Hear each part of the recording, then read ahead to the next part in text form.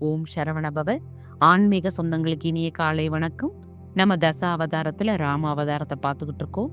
அதுல தசரத மன்னர்கிட்ட கைகேயி சொல்றாங்க, பரதன் நாடாள வேண்டும், ராமன் 14 ஆண்டு காலம் காட்டுக்கு வனவாசம் போகணும்னு சொன்ன உடனே மிகப்பெரிய சோகத்துல ஆழ்ந்துடுறாரு தசரத மன்னர்.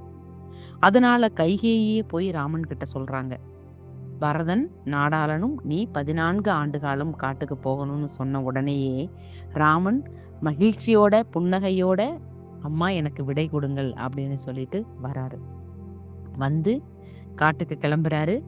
அவர் கிளம்பும் போது சீதாவும் என்ன சொல்றாங்க, நீங்க எங்க இருக்கீங்களோ அந்த இடம் தான் எனக்கு அயோத்தி, அதனால நான் உங்க கூட வருவேன்னு சொல்லி சீதாவும் கிளம்பிட்டாங்க.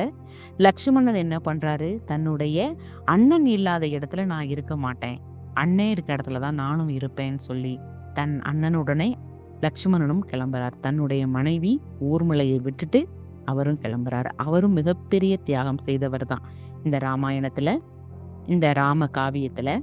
அப்போ இவங்க 3 பேரும் காட்டுக்கு போறாங்க. காட்டுக்கு போன உடனே பரதன் ஊருக்கு திரும்பி வராரு.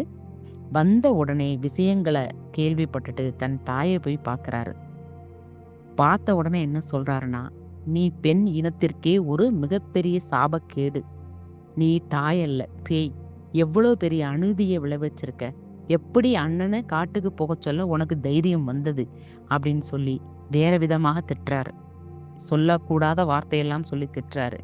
ஆனா அதற்கான பதில் மௌனம் மட்டுமே இருந்தது நம்ம கைகேயி கிட்ட. வேற எதுவுமே அவங்க பதில் சொல்லல. அவங்க தனிமைப்படுத்தப்பட்டுட்டாங்க. அப்ப இருந்து 14 ஆண்டு காலம் அவங்க தனிமையிலேயே இருந்தாங்க. யாரும் அவங்க கூட பேசல. இப்படி தனிமையாவே வாழ்ந்தாங்க கைகேயி. பரதன் நேரா அண்ணனை தேடி வந்துட்டாரு காட்டுக்கு. அண்ணனை பார்த்தாரு, பேசினாரு, மன்றாடி கேட்கிறாரு, நீங்க வாங்கன்னு. ஆனா ராமபிரான் வருவதாக இல்லை. அதனால உங்களுடைய காலணியை கொடுங்க, உங்களுடைய பாதகைய நான் எடுத்துட்டு போறேன் அப்படின்னு சொன்ன உடனே ராமபிரான் தன்னுடைய பாதகையை கொடுக்கிறாரு.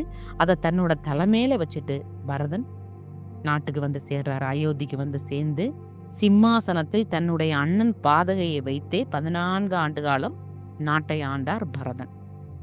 அதாவது ஒரு விஷயம் இப்ப சொல்லணும். நம்ம பெருமாள் கோயிலுக்கு போகும்போது நம்ம தலையில ஒண்ணு வைப்பாங்க தெரியுங்களா? அது என்ன தெரியுமா? சடாரின்னு சொல்லுவாங்க. அந்த தலையில எல்லாருக்கும் வைப்பாங்க. அது கிரீடம் அமைப்புல இருக்கும். அதன் மேல பாத்தீங்கன்னா 2 பாதகை இருக்கும். அது சடாரி. அதாவது ஸ்ரீமன் நாராயணனுடைய பாதகை நம்மளோட தலை மேல வைக்கணும், அவருடைய பாதத்தின் மூலியமாக நம்மளை ஆசீர்வாதம் பண்ணணும் அப்படிங்கிறதுக்காகத்தான் அது. அது மாதிரி அந்த பாதகையை பரதன் தன்னுடைய தலையில வச்சுக்கிட்டு நேரா தன்னுடைய நாட்டுக்கு போனாரு. இப்படி இருக்க காட்டில் 3 ஒரு குடில் அமைத்து வசித்து வந்தாங்க. யாரு? சீதா, ராமன், லக்ஷ்மணன். அப்படி இருக்கக்கூடிய நிலையில நம்ம சூப்பநகை என்பவர் யாருன்னா, லங்கை வேந்தன் ராவணனுடைய தங்கை. அவங்க காட்டு பக்கம் வராங்க. வந்த உடனே ராமரை பாக்குறாங்க. ராமரனுடைய அழகுல மயங்கி காதல் மாதிரியான பேச்சுக்கள் பேசும்போது ராமர் அதற்கு செவி கொடுக்காம பெண்ணுன்னு திரும்பி பார்க்காம போயிட்டாரு. அதே வார்த்தையை லக்ஷ்மணன்ட்ட வந்து பேசின உடனே லக்ஷ்மணன் கொஞ்சம் கோவப்படக்கூடியவர். அதனால என்ன பண்ணாரு, வார்த்தை மீறி பேசினதுனால மூக்கை அறுத்துட்டாரு. சூப்பநகையினுடைய மூக்கை அறுத்துட்டாரு. அறுத்த உடனேயே சூப்பநகை என்ன பண்ணாங்க, நேரா தன்னோட அண்ணன் கிட்ட போய், அண்ணா, உனக்காக ஒரு பெண், அங்க அழகான பெண்ணை நான் பார்த்தேன், உனக்காக அந்த பெண்ணை நான் கேட்க போனேன், ஆனா அங்க இருக்கிற ஒருத்தன் என்னோட மூக்கை அறுத்துட்டான் அப்படின்னு சொன்ன உடனே ராவணன் கோபத்துல துள்ளி எழுந்துட்டார்.